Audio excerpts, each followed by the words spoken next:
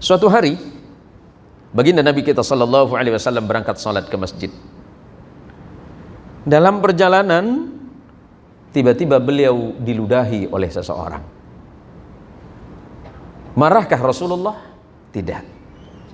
Bahkan Rasulullah cuma cukup mengusap dan tersenyum melihat orang yang meludahinya. Pertanyaannya, seandainya tuan guru kita datang ke masjid,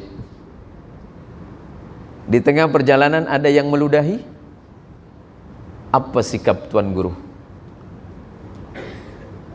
Hah? Sabar, memaafkan, atau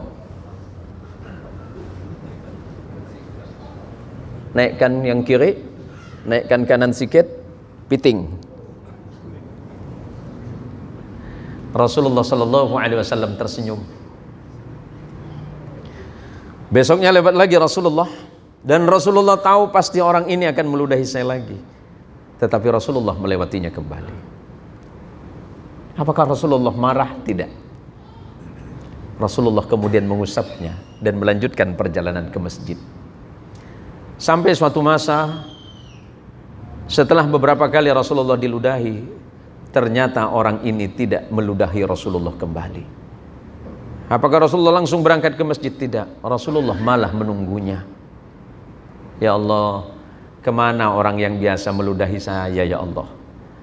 Kemana orang yang biasa mencaci maki saya ya Allah? Akhirnya Rasulullah melanjutkan perjalanan ke masjid. Selepas pulang dari masjid, Rasulullah mengatakan kepada sahabat-sahabat, tolong kamu cari tahu orang yang berada di pojok jalan itu. Kenapa ya Rasulullah? Tidak. Orang itu biasa memberiku hadiah setiap kali aku mau ke masjid. Tolong cari tahu. Siapa tahu dia sakit, kata Nabi. Oh iya ya Rasulullah.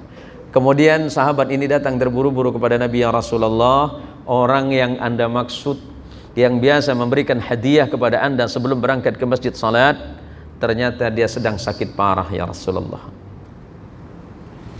Rasulullah kemudian tersenyum. Apakah Rasulullah mendoakan keburukan bagi dirinya? Tidak. Karena Rasulullah hatinya sudah bukan sabar, tapi di atasnya sabar. Karena akhlak Nabi itu dipuji oleh Allah. Wa innaka la'ala khuluqin 'adzim.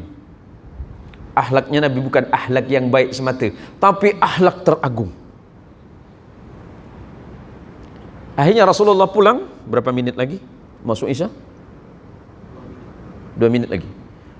Akhirnya Rasulullah sallallahu alaihi wasallam pulang menemui istrinya bernama Aisyah. Ya Aisyah, hari ini kamu masak apa? Saya masak biasa ya Rasulullah. Coba kamu masak yang paling enak hari ini. Kenapa ya Rasulullah? Apakah Anda ingin menikmati makanan yang enak hari ini? Tidak. Temanku yang biasa memberiku hadiah sedang sakit.